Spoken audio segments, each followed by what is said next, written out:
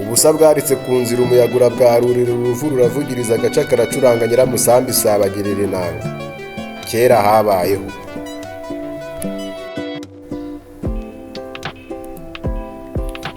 Ikirura na Bwiza.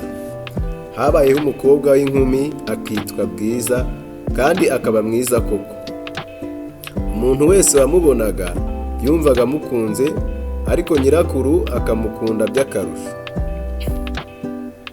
Bukeye nyina aramubwira ati: enda iyi fu n'uru rwabya rw'amavuta ubishyire nyogokuru, kandi ntutinde mu nzira cyangwa ngo urangare, wibuke no kumuntahiriza.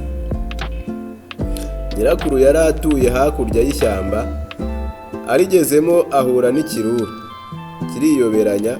Bwiza ntiyabimenya. Kimuramukije arakikiriza, kiramubaza kiti: uragana he? Aragisubiza ati: ndajya kwa nyogokuru. Umushyiriye se iki muri iyo nkangara?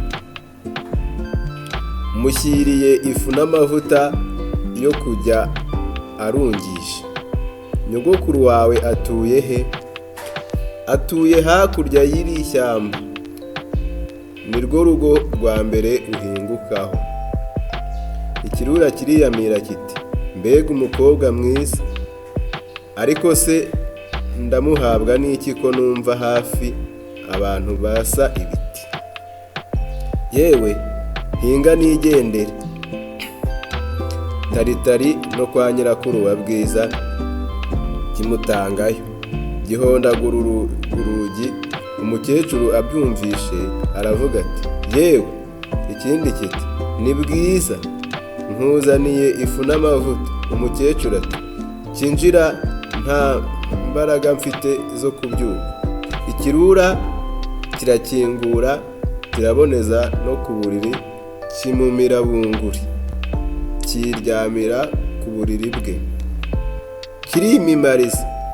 Bwiza ngo agere kwa nyirakuru, asanga umuryango urangaye.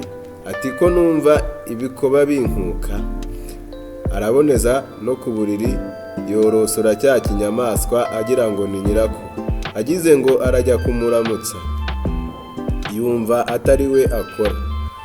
Cya kinyamaswa kimwirohaho, kiramumira, hanyuma kiriryamira, kirasinzira, kiragona cyane kuko cyari kijuse.